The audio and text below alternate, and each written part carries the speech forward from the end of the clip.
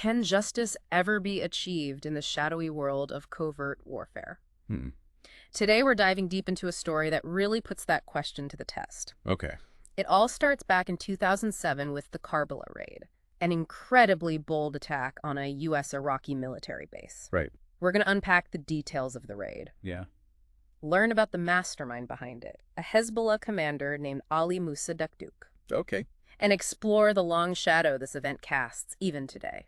What's so fascinating about this story is how one event, Daqduq's recent death in an Israeli airstrike, Oh, wow. brings the whole complex history of the Iraq War, the U.S.-Iran relationship, and the intricate operations of Hezbollah into sharp focus. Right, so let's rewind back to January 20, 2007 in Karbala, Iraq. Okay. Paint a picture for me. How did this raid go down? So imagine a group of militants, Okay. dressed head to toe in U.S. military fatigues, Mm-hmm. armed with U.S. weapons, and speaking fluent English. Wow. They managed to bluff their way past multiple security checkpoints. Really? They were so convincing. They drove right up to a building housing U.S. and Iraqi troops. Wow, that level of preparation and deception is incredible. Yeah. It sounds like something straight out of a spy thriller. They understood U.S. military protocols, mimicked their movements, Wow. and even had forged documents. It's crazy. This wasn't just a random attack. No. It was meticulously planned, Yeah. indicating a high level of training and intelligence. It almost makes you wonder who trained them. Yeah. Who had the resources to orchestrate something this sophisticated? Well, that's a question that loomed large as the investigation unfolded. But first, let's talk about what happened once the militants breached the compound. Okay. They used grenades and explosives, creating chaos and confusion. I can't even imagine the feeling of being a soldier in that situation. Yeah. Suddenly under attack by people you initially thought were your own. Absolutely. It was a complete violation of their sense of security. Right. During the initial assault, one American soldier, PFC Jonathan Miles Milliken, was killed instantly by a grenade. That's heartbreaking. What happened to the other soldiers? The militants captured 4 more. Okay. L-Team Jacob Noel Fritz, Captain Brian Scott Freeman, PFC Sean Patrick Falter, and Specie Jonathan Brian Chisholm. Okay. They then made a daring escape in SUVs. Oh, wow. A chase ensued, Yeah. forcing the militants to abandon their vehicles.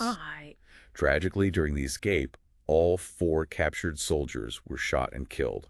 This whole event must have sent shockwaves through the U.S. military and intelligence communities. Yeah. 5 soldiers lost. Right. And such a blatant breach of security. It raised serious questions about who was behind this. Right. The complexity of the operation, the level of coordination. Yeah.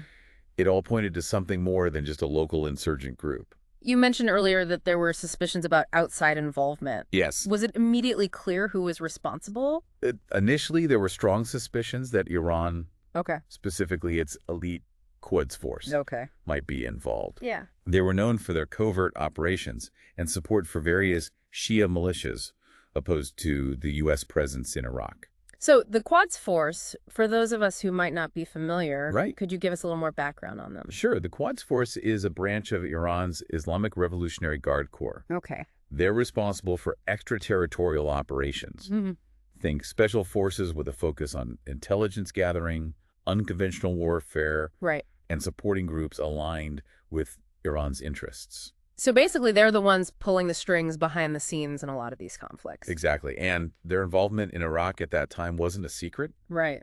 The U.S. was deeply embroiled in the Iraq War, and Iran was wary of the U.S. influence in the region. Makes sense. Having a powerful rival right on your doorstep is never a comfortable situation. Right. So how did the investigation into the Karbala raid lead to Mussa Daqduq? Well, the U.S. military launched a massive manhunt for the perpetrators. Yeah. A few months later, they captured Daqduq, Okay. a Hezbollah commander. Now, you might be wondering, what does Hezbollah have to do with all of this? Honestly, yeah, it seems like we're adding another layer of complexity here. It is complex, but the connections run deep. Oh, it. Hezbollah, a powerful Shia militia and political party based in Lebanon, Okay. has long been supported by Iran. Mm-hmm. They share common enemies and often coordinate their activities. So Daqduq's capture, how significant was that in terms of the investigation? It was a major breakthrough. Under interrogation, Daqduq not only confessed to his own role in planning the Karbala raid, Wow. but also implicated Iran's Quds force in training and supporting the attackers. Wow. This was the link investigators needed to confirm suspicions about Iranian involvement. Wow, that must have been a major blow to Iran and Hezbollah, having one of their own essentially expose their operation. It certainly raised the stakes, revealed the extent of Iranian involvement in the region, Right. and put immense pressure on the Iraqi government, which was caught in the middle of this escalating conflict. I can only imagine the fallout from this revelation. What happened to Daqduq after his confession? Did he face trial? Well, that's where things get complicated. Okay. And frankly, infuriating for many involved. Yeah. You see, Daqduq was held by the U.S. military for several years. Okay. But in December 2011, as the U.S. military mission in Iraq was ending, he was handed over to Iraqi authorities. I have a feeling this handover didn't go quite as planned. You're right. The handover didn't go smoothly. No. At the time, the Iraqi government assured the U.S. that Daqduq would be prosecuted for his crimes. Right. However, just a few months later, he was released. Yeah. His release sparked outrage and condemnation from U.S. officials and the families of the soldiers killed in the Karbala raid. Right. The U.S. felt betrayed, having invested significant resources in capturing him, only to have him walk free. Right. It's a huge setback for justice and for sending a message of deterrence. It also raises some uncomfortable questions about the U.S.'s decision to hand him over. Yeah. Knowing the potential weaknesses of the Iraqi judicial system. Right. Some argue it was a strategic blunder. What's your take? Well, it's a complex issue. Sure. On one hand, the U.S. was drawing down its presence in Iraq and facing pressure to transfer detainees. Right. On the other hand, Yeah. they had a responsibility to ensure justice for their fallen soldiers. Right. Ultimately, the decision highlights the challenges of balancing political considerations with demands for accountability, especially in volatile regions like the Middle East. So what happened to Daqduq after his release? Well, Did he just disappear back into the shadows? Not exactly. Okay. According to U.S. intelligence, Daqduq went right back to leading Hezbollah fighters, Wow. solidifying the connection between Iran and Hezbollah. Right. His release allowed him to return to his old life, Yeah. potentially even achieving hero status among certain circles for his actions. That brings us to the present day. Right. This entire deep dive was prompted by Daqduq's recent death in an Israeli airstrike in Syria. It seems like the long arm of justice finally caught up with him, but there's a lot we still don't know about the circumstances. Yes, the details surrounding the airstrike are still shrouded in secrecy. Right. We don't know the exact date, the precise location, or even if Daqduq was the intended target. Yeah. He could have been collateral damage in a larger operation. Regardless, his death has to be significant for both Hezbollah and Iran. Yeah. What are the implications, starting with Hezbollah? On a practical level, they've lost a skilled and experienced commander, Right. someone who had a proven track record of planning and executing complex operations. Right. Someone like that is not easily replaced. Right. And Daqduq was a known figure, especially after his capture and release. Surely there is a symbolic element to his death as well. Absolutely. Okay. His death could be used to rally support for Hezbollah, Right. fuel anti-Israeli sentiment, and potentially even provoke retaliation against Israel. Yeah. It's a delicate situation with the potential for escalation. Speaking of escalation, how about Iran? Right. They're Hezbollah's primary backer. Yes. How are they likely to react to this? Remember, any attack on Hezbollah can be interpreted as an attack on Iran's interests. Right. They could choose to retaliate, Yeah. either directly or through their proxies. Okay. By targeting Israeli interests in the region, increasing support for anti-Israeli groups, or even launching cyber attacks. So it's like a chess game. Right. Each move carefully calculated, Exactly. with both sides weighing the potential consequences of their actions. While a full-blown war would be devastating for everyone involved, Right. all parties understand the risks of escalation. Yeah. This situation requires careful diplomacy, back-channel communications, and international pressure to de-escalate tensions and prevent the situation from spiraling out of control. It sounds like a precarious balancing act. It is. But even if a wider conflict is avoided, the underlying issues remain. Yeah, This incident feels like just another chapter in a much longer, more complicated story. you're absolutely right. The Karbala raid, Daqduq's capture and release, the ongoing tensions between Israel, Iran, and Hezbollah. Right. These are all interconnected events highlighting the deep-seated conflicts that continue to plague the region. Right. They underscore the challenges of achieving justice and accountability in such a volatile and complex environment. Think about it. Yeah. 5 U.S. soldiers were killed in a meticulously planned attack orchestrated by Daqduq Right. with the support of Iran. Yeah. He was released despite assurances from the Iraqi government. And now, years later, he's killed in an Israeli airstrike under still unclear circumstances. Exactly. It raises so many questions about international law, the consequences of political decisions, and the lasting impact of past conflicts. It forces us to confront a messy reality. Yeah. One where there are often no easy answers. Right. No clear-cut good guys and bad guys. It's tough. It's a reality that defies simple solutions. So you've walked us through all these different angles of this complex story. The events, the key players, the motivations. Right. If we were to step back and look at the big picture, what are some of the key takeaways from this deep dive? Firstly, it serves as a stark reminder that the past is never truly past. Right. Particularly in a region as historically and politically charged as the Middle East. Yeah. Actions have consequences, and those consequences can echo for generations. Wow. Each event sets off a chain of reactions, creating new challenges and shaping the landscape for future conflicts.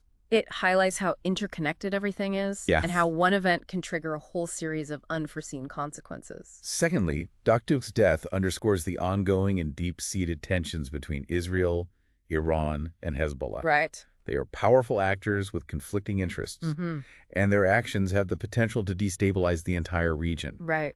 It's a reminder that the Middle East remains a tinderbox, where even seemingly isolated incidents can have far-reaching implications.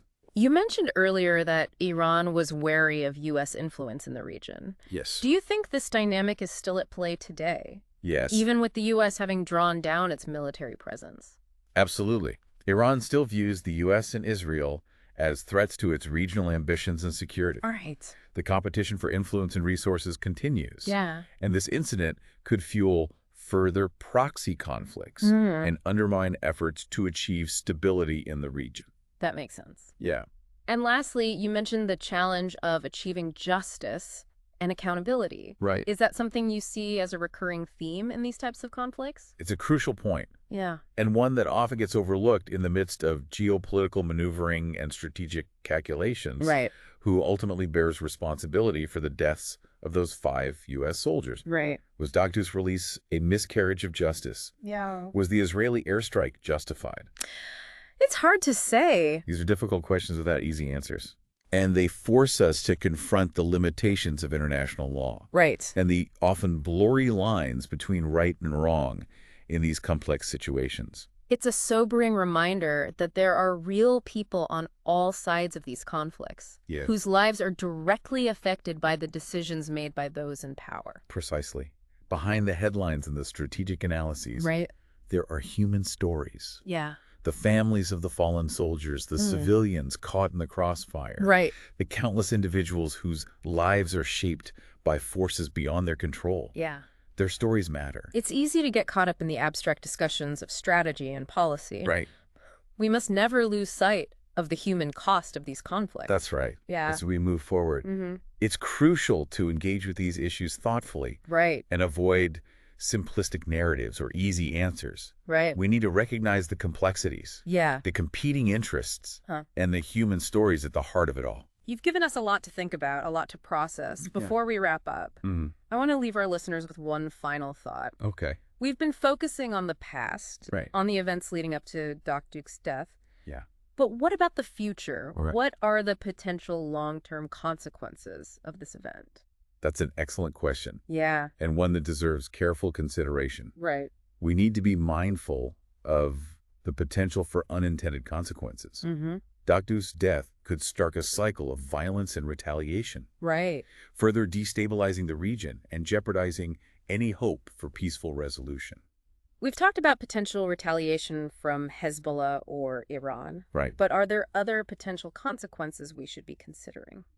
We have to think about the impact on the already fragile peace process in the region. Okay. This incident could easily derail efforts to build trust and cooperation between Israel and its neighbors. Right. It could also lead to increased military spending and a renewed arms race, Wow. further fueling tensions and instability. It's almost like a self-fulfilling prophecy. Yeah. The more each side perceives the other as a threat, Right. the more they invest in military capabilities, Yeah. which in turn increases the likelihood of conflict. Precisely. It's a dangerous cycle. Yeah. And then there's the potential for this incident to be used as a propaganda tool by extremist groups to incite violence and recruit new followers. Wow. They can exploit the narrative of victimhood and revenge, framing this as an act of aggression against Islam or against the resistance movement. So not only could this incident lead to more direct conflict, Right. but it could also fuel the flames of extremism and terrorism on a broader scale. Yes, It's a very worrying prospect. it is. And it underscores the need for a multifaceted approach to addressing these challenges. Yeah. It's not just about military deterrence or strategic maneuvering. Right. It's about addressing the root causes of conflict. Yeah. The political grievances, the economic disparities, the social injustices that create fertile ground for extremism to take root. It sounds like what you're saying is that we can't just focus on the symptoms. Yeah. We have to treat the underlying disease. Exactly. Right. And that requires a long-term commitment to diplomacy, development, and dialogue. Yeah. It requires building bridges between communities, promoting understanding and tolerance, and investing in the economic and social well-being of people in the region. You've painted a very realistic and frankly challenging picture of the situation, Yeah. but you've also emphasized the importance of hope Right. and continued efforts towards peace. Yes. What can everyday people, like our listeners, do to make a difference in a situation that often feels so far removed from our daily lives? That's a great question. Yeah. I think the first step is to educate ourselves about the complexities of the region, Okay. to move beyond the simplistic narratives and stereotypes often presented in the media. Read diverse perspectives, engage with people from different backgrounds, and challenge your own assumptions. It sounds like you're advocating for a more nuanced understanding of the situation. Yes. Recognizing that there are multiple perspectives and valid concerns on all sides. Exactly. And once we have a deeper understanding, Right. we can start to advocate for policies that promote peace and understanding, Okay. rather than those that fuel division and conflict. Yeah. Support organizations working on the ground to build bridges and foster dialogue. Speak out against injustice and discrimination wherever you see it. So it's about becoming informed, engaged citizens who use our voices and our actions to promote positive change. Yes. It's about recognizing that even though these conflicts may seem distant, Right? they ultimately affect us all in an interconnected world. That's a powerful way to put it. Yeah. We all have a role to play in shaping a more peaceful and just future. Right. And that starts with acknowledging our shared humanity, recognizing that despite our differences, we all have the same fundamental aspirations Yeah. for safety, for dignity, for a better life for ourselves and our children. It's been a fascinating and insightful deep dive. Well, thank you. You've given us a lot to think about, a lot to process. Yeah. Before we wrap up, Okay. I want to circle back to the question we posed at the beginning. Okay. Can justice ever be achieved in the shadowy world of covert warfare? What's your final thought on that? I think it's a question that continues to haunt us. Yeah. The pursuit of justice in these complex situations is fraught with challenges. Right. But I believe that even in the darkest of circumstances, Yeah. we cannot abandon the quest for accountability. That's important. It's through holding perpetrators responsible for their actions, Mm-hmm. through demanding transparency and truth, Right. that we can break the cycle of violence and impunity. Powerful words. Thank you. And on that note, I want to thank you for sharing your expertise with us today. My You've provided our listeners with a truly deep dive into a very complex and important issue. I encourage everyone to continue exploring these topics, to seek out diverse perspectives, and to engage in thoughtful conversations about the challenges we face together. And to our listeners, thank you for joining us on this deep dive. Yes. Remember, your curiosity, your willingness to learn, and your commitment to understanding are what will ultimately shape a more informed and compassionate world. Until next time, keep exploring, keep questioning, and keep striving for a brighter future.